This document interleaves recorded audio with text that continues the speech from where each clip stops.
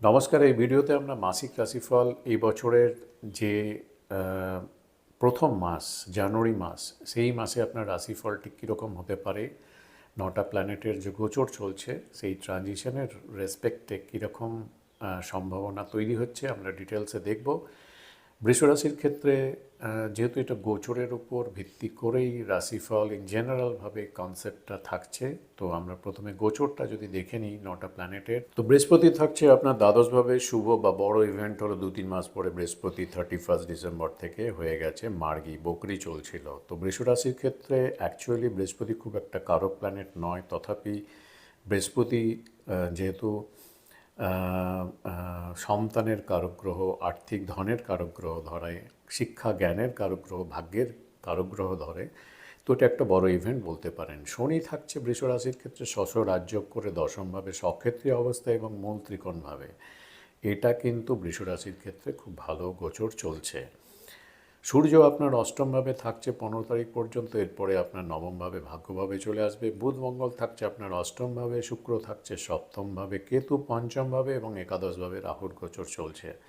তো এই গোচর থাকলে কি ইন জেনারেলভাবে আমাদের সম্ভাবনা তৈরি করতে পারে এবং কোথায় প্রিকশনারি মেজার নেওয়ার দরকার যদি থাকে, সেখানে কোথায় সাবধান হওয়ার দরকার আছে, এগুলো নিয়ে আমরা একটু ডিটেলসে আলোচনা করব। প্রথমে দেখুন, কারক প্ল্যানেট তো নয় বৃহস্পতি আপনার 8th হাউস লর্ড এবং একাদশপতি দ্বাদশভাবে থাকছে। 8th হাউস লর্ড দ্বাদশভাবে থাকা বিপরীত রাজযোগ তৈরি করছে, সরল বিপরীত রাজযোগ, এবং দ্বাদশভাবে এতদিন বেশ কয়েক মাস বক্রি ছিল, এখন মার্গী হচ্ছে। তো কিছু ক্ষেত্রে যেমন একটু স্মুথনেস আসবে ধরতে পারেন, যেমন জ্ঞান শিক্ষা প্রাপ্তির ক্ষেত্রে একটু সমস্যা হচ্ছিল, ধন প্রাপ্তি বা আর্থিক ক্ষেত্রে একটু একটু যে টাফ সিচুয়েশনের মধ্যে দিয়ে যাচ্ছিলেন, ভাগ্যের সাপোর্ট ঠিকঠাক পাচ্ছিলেন না, সেই ক্ষেত্রে কিছুটা আপনাদের স্মুথনেস আসতে পারে, ফিল করতে পারেন। যারা ফরেনে অলরেডি সেটেল আছেন, সেখানে কিছু করছেন, বিদেশে চাকরি করছেন বা ব্যবসার মাধ্যমে যুক্ত আছেন, তাদের ক্ষেত্রে এই বিপরীত রাজযোগ অনেকটা কার্যকরী হতে পারে। সেখানে আপনারা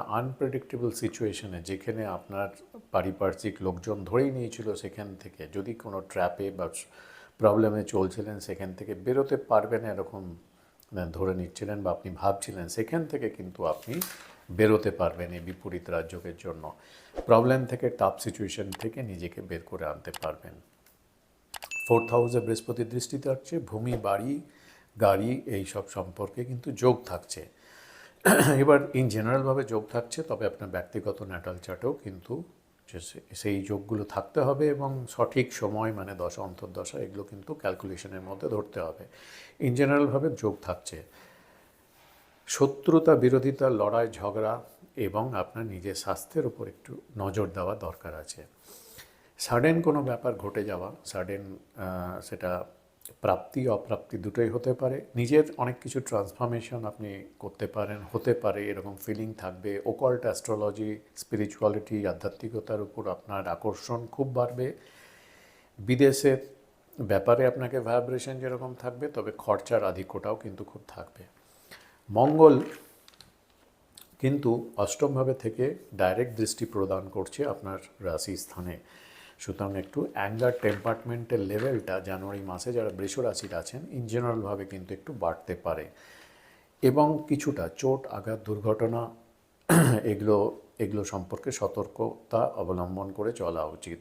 ড্রাইভিং করা, চলাফেরা সব কিছুতে একটু ভালো সতর্কতা রেখে করা উচিত। চেষ্টা করতে হবে মন ধীর স্থির রেখে যাতে কর্ম করা যায়, ক্রোধের বশবর্তী হয়ে, ইমপেশেন্স হয়ে হঠাৎ করে কোনো ডিসিশন না নেওয়া, কোনো কাজ করা, এগুলো থেকে একটু বিরত থাকতে হবে। মঙ্গল এখান থেকে 11th হাউস এবং 3rd হাউসকেও কিন্তু ডিস্টার্ব করবে অষ্টমভাবে থেকে। তো কি হতে পারে, বড় বা ছোট ভাই বোন এদের সঙ্গে একটু মতের ডিফারেন্স বা কনফ্লিক্ট কিন্তু তৈরি করতে পারে। এবার দেখুন, একাদশে রাহুর গোচর, এটা খুব শুভ দ্বারা হয়। রাহু জেনারেলি 3, 6, 11, 10 এই সব জায়গাগুলোতে গোচরগুলো ইন জেনারেলভাবে পজিশন ওয়াইজ গোচর যখন করে ভালো প্রাপ্তি দেয়। কী হবে, আপনার ডিজায়ার, লঙ্গিং, ইচ্ছে, তাগিদ এগুলো কিন্তু বাড়বে। স্বপ্ন দেখবেন, এমন স্বপ্ন দেখবেন যে আপনাকে ঘুমোতে দেবে না। তো স্বপ্ন থাকা ভালো এবং ইচ্ছা তাগিদ যদি না থাকে, তাহলে তো এগোনোর ব্যাপারটা থাকেই না। যাদের কোনো ইচ্ছাই নেই, তাগিদ নেই, কিছু করার, কিছু পাওয়ার, অ্যাচিভ করার কোনো টার্গেটই রাখেন না, তারা তো এগোতে পারবেন না জীবনে। তো এই দিক থেকে এটা ভালো।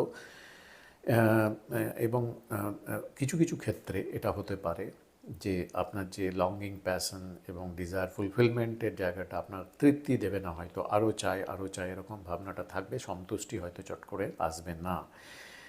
দেখবেন এটা আছে, একটা আপনার প্রপার্টি আছে, আবার মনে হবে আর একটু দূরে সমুদ্রের ধারে, পাহাড়ে, এরকম জায়গায় যদি আর একটা প্রপার্টি হতো, এই গাড়ি আছে, বড় গাড়ি যদি চায়, আর একটু লাক্সারি কার যদি হতো, এরকম ধরনের ইচ্ছা, তাগিদ, এগুলো কিন্তু বাড়তেই থাকবে। এখানে একটু ব্যালেন্স করে থাকতে হবে, কিন্তু ইচ্ছা, তাগিদ এটা কিন্তু ভালো। সাডেন কিছু প্রাপ্তি দিতে পারে রাহুর এই ট্রানজিশনের জন্য। এখান থেকে মানিটারি অ্যাঙ্গেল থেকে আমি বলছি, প্রেম সম্পর্কের ক্ষেত্রে বৃষরাশির একটু কিন্তু মনে হচ্ছে, কেননা 5th হাউসে কেতুর অবস্থান, কেতু মানে ডিস্ট্র্যাকশন করায়। তো আপনার পার্টনারের থেকে কিছু কিছু ক্ষেত্রে আপনি ইগনোর করবেন কোনো একটা জায়গায়, মনে হবে সেখান থেকে আপনি যেরকম আপনি ফিডব্যাক চাইছেন, যেরকম আপনি চাইছেন, সেটা হয়তো আপনার দিক থেকে এটা অ্যাকসেপ্টেবল হবে না, সেখানে হয়তো অনেকটা ইগনোর হয়ে যেতে পারে। এই থেকে কিছুটা ডিস্ট্র্যাকশান হয়তো থাকবে এবং পার্টনারের সঙ্গে একটু ডিস্টেন্স বাড়তে পারে। তো একটু ব্যালেন্স আনার চেষ্টা করতে হবে, এদিকে একটু আপনাকে ফোকাস রাখতে হবে যাতে সম্পর্কের হানি না হয়ে যায়।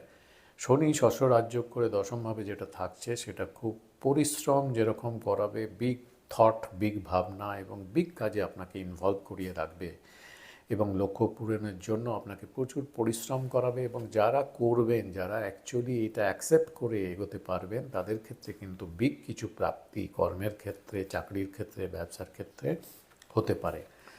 বৃষ রাশির ক্ষেত্রে আপনাদের শনি হচ্ছে যোগকারক প্ল্যানেট। আপনার কুণ্ডলিতেও যদি শনি স্ট্রং থাকে এবং যদি সাপোর্টিভ দশা চলে, তাহলে তাদের ক্ষেত্রে নতুন জব পেতে পারেন, খুব ভালো একটা জবের সুযোগ আসতে পারে, এক্সিস্টিং জবে, কাজকর্মে আপনার ফেম আসতে পারে, প্রপার রেকগনিশন পেতে পারেন, অনেক বড় অপরচুনিটি কিন্তু দিতে পারে এই এই শনির এই যে ট্রানজিশনটা চলছে। তবে কিন্তু প্রচুর পরিশ্রম বা আপনার যে এফোর্ট লেভেলটা, সেটা কিন্তু খুব হাই রাখবে, এটা ধরে রাখতে হবে। 15 জানুয়ারির আগে পর্যন্ত সূর্য যেহেতু অষ্টমে থাকছে, 15 তারিখের আগে মাতা, বন্ধু সঙ্গে একটু সম্পর্ক হানি কিন্তু হতে পারে, মানসিক স্বাস্থ্যের জায়গাটা একটু হ্যাম্পার করতে পারে। 2 তারিখ, 3 তারিখ, 11, 12 এই তারিখগুলো একটু এই ব্যাপারগুলোতে সাবধান থাকা দরকার আছে। ম্যারেজ লাইফে যারা আছেন, ম্যারেজ লাইফের ক্ষেত্রে একটু ট্রান্সফরমেশন বা চেঞ্জ আপনি দেখতে পারবেন, একটু অবজার্ভ করবেন, একটু আপ ডাউন কিন্তু আসতে পারে পার্টনারের দিক থেকে বা আপনাদের রিলেশনশিপটার দিক থেকে ওভারঅলভাবে। কিন্তু শুক্র যেহেতু সপ্তমভাবে আছে, তো এখানে আপনি চেষ্টা করবেন আপনার দিক থেকে সেই জায়গাটা, যে আপ ডাউন বা চেঞ্জের যে নেগেটিভ যদি কিছু ফিল করছেন, সেখানে আপনি ইম্পর্টেন্স দিয়ে সেই সিচুয়েশনটাকে কন্ট্রোল করার উদ্যোগ বা সেটাকে ড্যামেজ কন্ট্রোল বা যাই বলুন, সেটাকে আপনি তার দিয়ে আপনি যথেষ্ট তৎপর থাকবেন এবং হয়তো এই শুক্রের গোচরটা আপনাকে এই ম্যারেজ লাইফের যে সম্পর্কগুলো আছে, সে সম্পর্কগুলো ঠিকঠাক করার দিকে অনেকটা হেল্প করতে পারে। কিন্তু প্রবলেম হচ্ছে যে 7th হাউস লর্ড মঙ্গল থাকছে অষ্টমভাবে, সেখানে আপনার পার্টনারের দিক থেকে বা ধরুন ইনলজের দিক থেকে কিছুটা প্রবলেম কিন্তু হতে পারে কারো কারো ক্ষেত্রে। শুক্র সপ্তমভাবে থাকা মানে যারা লাইফে নতুন কেউ নেই, যাদের যাদের এখনও বিয়ে হয়নি বা ব্যাচেলার আছে, তাদের ক্ষেত্রে নতুন কোনো কেউ জীবনে আসতে পারে, এরকম সম্ভাবনা কিছুটা থাকছে। জানুয়ারি মাসে ওভারঅলভাবে বৃষরাশির ক্ষেত্রে একটু কথাবার্তার দিকে সংযম বা রাফ অ্যাটিটিউড বা ক্রোধ করে যে ক্রোধের বশবর্তী হয়ে কথা থ্রোয়িং, এগুলোর দিকে একটু বেশি ধ্যান দেওয়া দরকার আছে। সফটলি যাতে কথাবার্তা বলা যায়, সেই দিকে একটু বিশেষ খেয়াল রাখা দরকার আছে। আর্থিক দিকটা ইন জেনারেলভাবে অনেক অপরচুনিটি ক্রিয়েট হতে পারে, সুযোগ আসবে এবং আপনার আর্থিক যে ফ্লোটা সেটা মোটামুটি ঠিক থাকবে, কিন্তু অর্জিত ধনের বৃদ্ধি বা সেভিংসের জায়গাটা একটু কিন্তু মনে হচ্ছে সেখানে আপনাকে একটু চেক করে রাখতে হবে। সন্তানের প্রোগ্রেসের ক্ষেত্রে আপনার একটু আনস্যাটিসফ্যাকশন থাকবে এবং ওভারঅল ভাগ্যের দিকটা যদি দেখেন সেখান থেকে কিন্তু একটু মিডিয়াম ক্যাটাগরি থাকছে। তো এটা ছিল জানুয়ারি মাসের মোটামুটি একটা জেনারেল আইডিয়া। বৃষ রাশির জানুয়ারি মাস কী হতে পারে তার একটা ডিটেলস, একটা জেনারেল আইডিয়া দিলাম। গোচরের রেসপেক্টে জেনারেলভাবে নেওয়ার চেষ্টা করবেন। তো আশা করি ভিডিওটা আপনাদের ভালো লাগবে। যদি ভালো লাগে একটা লাইক অবশ্যই করবেন। এই ভিডিওটা একটা জাস্ট গাইডলাইন বা একটা আইডিয়া দেওয়ার জন্য হেল্পফুল হতে পারে। যদি আপনি আরও ডিটেলসে আপনার ব্যক্তিগত ন্যাটাল চার্ট রেসপেক্টে জানুয়ারি মাস এবং 2024-এ আপনার ঠিক কীরকম যেতে পারে বা কীরকম সময়টা চলছে এটা যদি ডিটেলসে আপনি জানতে চান, তাহলে অনলাইন কনসালটেন্সি আমি দিয়ে থাকি।